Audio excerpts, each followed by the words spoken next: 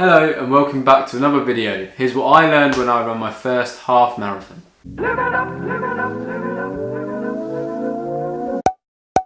So in May last year, I ran the Leeds Half Marathon and I achieved this feat in 1 hour, 31 minutes and 55 seconds. Now despite this decent time, I was left really frustrated as despite all the training, I know I could have prepared a little bit better. I trained for 16 weeks, I dropped 6 pounds of body weight and I felt fitter than ever. However, I know I made some rookie mistakes and learned some things along the way, so here's what I learned in that whole half marathon process. Number 1 is the importance of setting a goal. You need to know what you're training for and you need to know what you're aiming to achieve on that half marathon day. So for me, I set out to achieve a 1 hour 40 minute time. This helped me to adapt my training plan and my paces throughout the training. I knew that I was running a little bit quicker throughout training and I felt fitter than that 1 hour 40 target. Hence, I could then adapt and I aimed for that 1 hour 30 finish. And in the end, I came pretty close, so I know that setting that goal was realistic for me.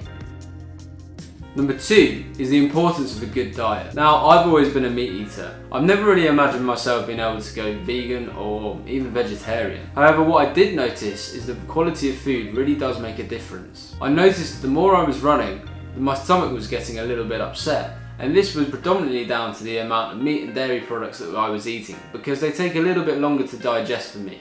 Therefore I had to adapt to this, and especially before my running training, I didn't eat as much meat or as much dairy. By all means, I didn't cut it out of my diet completely, I just managed to time my meals that had that meat and dairy around my training appropriately. So before and after running, I would typically eat very wholesome foods and pretty much a vegan vegetarian diet. I only really actually noticed this halfway through my training, so it was good that I actually adapted. But I'm very happy I learnt about this, as it's been very useful in my diet since. So make sure you're eating good quality foods that work for you and ultimately enhance your running performance and your training.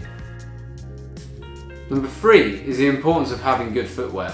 I started my half marathon training with just a run-of-the-mill pair of trainers that I had. However, these were causing me some grief. Therefore, I got a good pair of running trainers and these really did help me in the long run. If you can get fitted out at a proper running shoe store, great. Because if you're increasing that mileage and upping that training, then you really need to have the correct pair of footwear to avoid injuries and any complications down the line.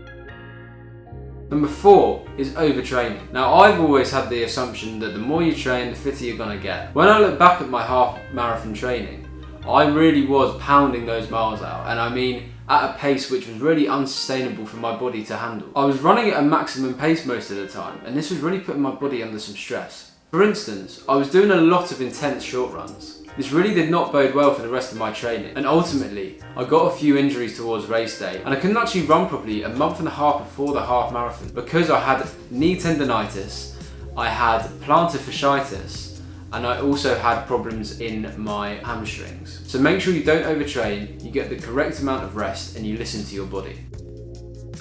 Number 5 would be just to have a good routine. Like goal setting, this helps you to get up in the morning and get your training done. If you know what you need to do throughout your week, you can then mix it in with your daily routine. For me, what worked was getting up in the morning early, and I found this out as I was doing my training plan. If I got my run out of the day early, then I felt like I'd accomplished something and it set me up for the rest of the day. I only really adjusted to this about midway through. This was because I was noticing a lot of sluggishness when it came to doing my runs in the evening.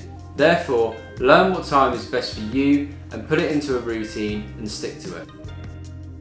Finally, the half marathon day is actually a really enjoyable day. I didn't really expect this, but it's certainly something I learned, especially in Leeds because there was a lot of support from the locals and it is a big city, so a lot of people came out in the crowd. Running is a fantastic community and everyone is there to cheer you on. People offer support and really want to see you do well.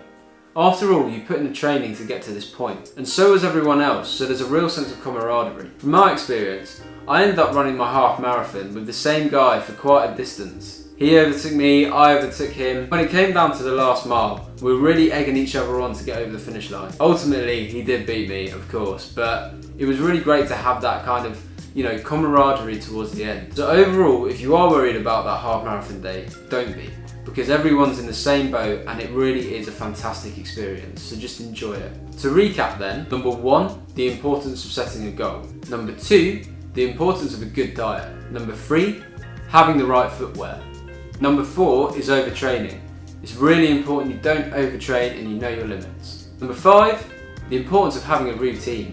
And finally, it's a fantastic experience, and it was much better than I actually anticipated. So if you're nervous or you're worried, don't be. Thank you guys for watching. If you enjoyed it, like, subscribe, and even comment as well. And if you're preparing for a half marathon, best of luck. Live it up, live it up, live it up.